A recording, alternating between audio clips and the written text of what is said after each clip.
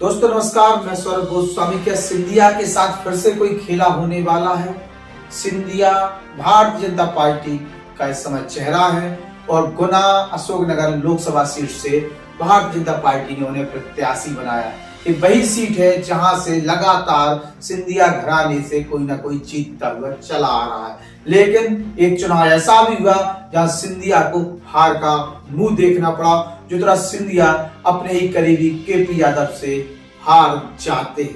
कांग्रेस में थे उस समय जब हारे हैं, अब बीजेपी में हैं और कहीं ना कहीं सिंधिया केपी यादव की टिकट कटवाने में भी कामयाब रहे हैं। केपी यादव वो शख्स जिसने ज्योतिरादित्य सिंधिया या फिर सिंधिया घराने के उस चिराग को हराया जो यह दावा करता था कि हम विकास के लिए हैं, वो विकास हमारे लिए है और उस क्षेत्र की जनता हमारा परिवार है। उसी जनता ने इस परिवार के उस चिराग को इग्नोर किया या नकार दिया और उसके बाद उन्हें हार का मुंह देखना पड़ा।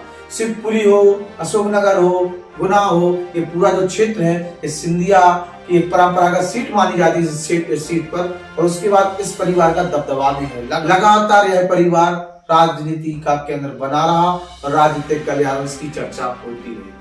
अब ज्योतिरादित्य सिंधिया फिर से उसी सीट से चुनावी मैदान में है जहां से वो हारे हैं और ऐसे में वो लोग खासे नाराज नजर आ रहे हैं सिंधिया से। खास तौर से इस चुनाव में वो देखने को मिल रहा है ज्योतिरादित्य सिंधिया चुनावी प्रचार में आराम से अपने लगे हुए हैं, क्योंकि सीट समय से घोषित हो गई बीजेपी की और लगातार वो अपने उन्हीं क्षेत्रों में जा रहे, उन्हीं लोगों के बीच जा रहे हैं जो पहले जाया करते थे।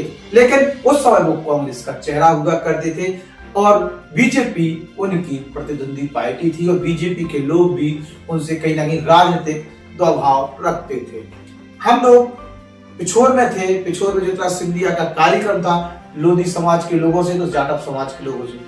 लोधी समाज के लोगों का जो कार्यक्रम था वो छत्रसाल स्टेडियम पिछोर में था और वहां पर एक चीज देखने को मिली है, खासतौर से भारतीय जनता पार्टी के वो लोग नाराज नजर आए हैं जो ये चाहते नहीं है कि कांग्रेस ही बीजेपी में शामिल हो। यानी लगातार पिछोर सीट पर 30 साल से केपी सिंह कक्का जो विधायक बने रहे हैं, वहां उन्होंने अपने हिसाब से उसको चलाया है और लगातार जनता उनके साथ खड़ी रही।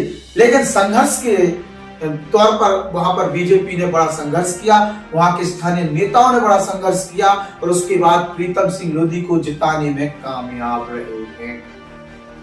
ज्योतिरादित्य सिंधिया पिछोर से वो कहीं ना कहीं कांग्रेस में जब थे हारे थे, लेकिन पिछोर से अच्छा खासा उन्हें वोट मिला था और उसका सहारे वो यह प्रयास कर रहे होंगे कि चलो पिछोर से तो कुछ हमें ऐसा मिल जाए जो कांग्रेसी उन्हें हम शामिल करा लें। लेकिन कुछ पिछोर की राजनीति में देखने में आता है कि जो निचले क्रम के नेता है वो दल बदलने में बहुत माहिर है, जिसकी सत्ता उसके साथ है, जो प्रभाव में उसके साथ। केपी सिंह कक्का जी उन्हें जो कहे कि अपने तरीके से वहां की राजनीति चलाए और अपने तरीके से पदाधिकारी वहां पर नियुक्त हैं, या वो जनता के बीच में चुन के आए, लेकिन सहयोग कक्काजू का रहा है। यानी सीधे सीधे कक्काजू जिस पर हाथ धर देते तो वो जीत कर आता था। इस प्रकार की चीजें पिछोर में हैं। अब सिंधिया के साथ ये दिक्कत हो रही है कि सिंधिया कांग्रेसियों को शामिल करे और बीजेपी वाले विरोध करें। वो करे क्यों ना? 30 साल से बीजेपी के लोगों ने संघर्ष किया, विरोध किया, मुकदमे झेले, बहुत कुछ उनके साथ हुआ है। पिछोर की जनता ने वो सब देखा है और पिछोर के भारतीय जनता पार्टी के लोगों का एक बहुत बड़ा त्याग है। अवसरवादी लोग इधर से उधर होते रहे और राजनीतिक कहें जिनकी कोई जात नहीं होती है। राजनीतिक वो लोग जो केवल अपने मतलब के लिए राजनीति करते हैं और विकास के नाम पर, सेवा के नाम पर जनता के ऊपर थोप देते हैं। सिंधिया जो भारतीय जनता पार्टी में शामिल होने से पहले कांग्रेस के गुणगान करते हुए नजर आते थे और सीधे सीधे बीजेपी के नेताओं को अपशब्द बोलते हुए नजर आते थे, कई आरोप वो लगाते थे मन से। लेकिन बीजेपी में आने के बाद वही सिंधिया कांग्रेस को कचरा बोलते हुए नजर आए और अब वही सिंधिया कांग्रेसियों को बीजेपी में शामिल कर रहे हैं। मतलब जिसको वो कचरा बोलते थे अब वो कचरा उन्हें अच्छा लगने लगा है, अब वो बीजेपी में उन्हें शामिल कर रहे हैं। हम लगातार बोल रहे हैं कि बदलती हुई बीजेपी की राजनीति में जिस प्रकार से कांग्रेसी भाजपाई बन रहे हैं और एक बहरूपिया का चेहरा बनता हुआ नजर आ रहा है सरकार का, उससे भारतीय जनता पार्टी के लोग खासे नाराज हो रहे हैं।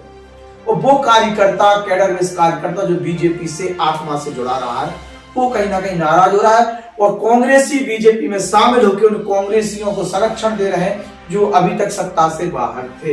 यही देखने को मिल रहा है पूरे बुंदेलखंड की राजनीति में, और मध्य प्रदेश की राजनीति, चाहे यूपी की राजनीति, चाहे देश की राजनीति, उसमें यह वो देखने को मिल रहा है कि जो दल बदलू लोग हैं उनकी बहुत कुछ मलाई छन रही है। अपने आप में वो बढ़िया पदवी पा रहे हैं, पार्टी बदली और सीधे सीधे मंत्री या टिकट का उनके लिए मौका मिल रहा है, वो अपना काम कर रहे हैं। जो केपी यादव संघर्ष किए, वो केपी यादव जो कांग्रेस से ही वहां से आए थे और बीजेपी में आके सिंधिया को हराए, आज उन्हीं केपी यादव की स्थिति ये हो गई कि उन्हें कोई पूछने वाला नहीं है कि भैया चुनाव के कैसे लड़ो। अब देखा था केपी यादव क्या करते हैं, लेकिन सिंधिया को अपनों से ही चुनौती अब मिल रही है, क्योंकि सिंधिया बीजेपी में आ गए थे, उड्डयन मंत्री बन गए थे और लगातार परंपरागत सीट पर जहां पर जनता ने उन पर भरोसा विश्वास सब कुछ किया, आज भी बुनियादी सुविधाओं के लिए जनता परेशान है। हम लोगों के बीच में गए, चौपाल लगाई, लोगों की महाराज के प्रति एक सिंपैथी है, चूंकि राजघराना था तो उस हिसाब से लोगों की अभी भी उसके प्रति बहुत कुछ है, लेकिन बहुत सारे लोग नाराज है और नाराज भी बहुत कुछ बढ़ गई है। नाराजगी इतनी ज्यादा बढ़ गई कि सिंधिया को हार का मुंह देखना पड़ा है, और सिंधिया अगर बीजेपी से ना लड़े और किसी से लड़े तो जनता वे भी करेगी हार जाएंगे। लेकिन अब बीजेपी में आए और बीजेपी की लहर में सहारे शायद वो जीत जाए, क्योंकि मोदी लहर में ही वो हारे थे, जनता उनके ही समर्थक बोल रहे थे।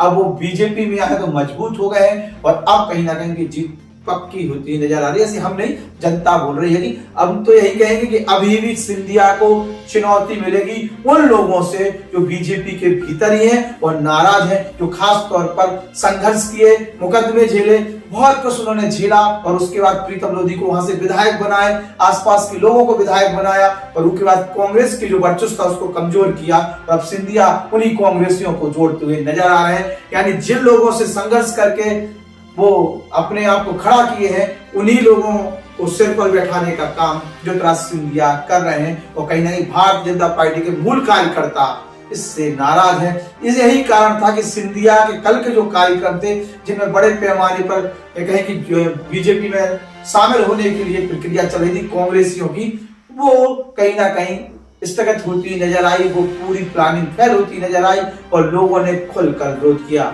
और पिछोर की राजनीति या कहें कि पूरी मध्य प्रदेश की राजनीति में एक चीज बहुत अच्छी है, जो नेता है उसकी जनता के प्रति जवाबदेही है, खास तौर से जो चुनकर आते हैं। और बीजेपी के नेताओं के अंदर ये पैटर्न पहले से देखने को मिला है।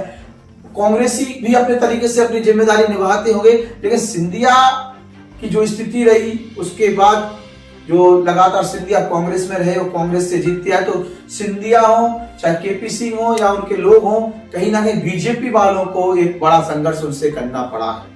और सिंधिया के राज में जो बीजेपी वालों के साथ जब सिंधिया कांग्रेस में थे, वो पावर में थे, वो आखिरकार बीजेपी वाले सिंधिया को कैसे माफ कर दें, वो आखिर बीजेपी वाले सिंधिया को कैसे स्वीकार कर लें। और सिंधिया पहली बार ऐसा लग रहा है कि आजादी के बाद भारतीय जनता पार्टी से, खासतौर से हम राजमाता सिंधिया की बात नहीं करें, भारतीय जनता पार्टी से पहला कोई सिंधिया परिवार से ऐसा व्यक्ति होगा जो बीजेपी की टिकट पर गुना शिवपुरी अशोकनगर सीट से चुनाव लड़ रहा है।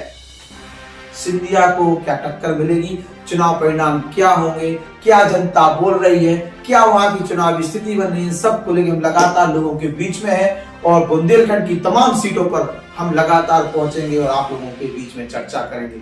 हमारा चैनल बुलंद बुंदेलखंड सब्सक्राइब कर लीजिएगा और बेल आइकन भी दबा लीजिएगा। लगातार चुनाव पर चर्चा हमारे साथ होती रहेगी, हमारे साथ बने रहिए। नमस्कार।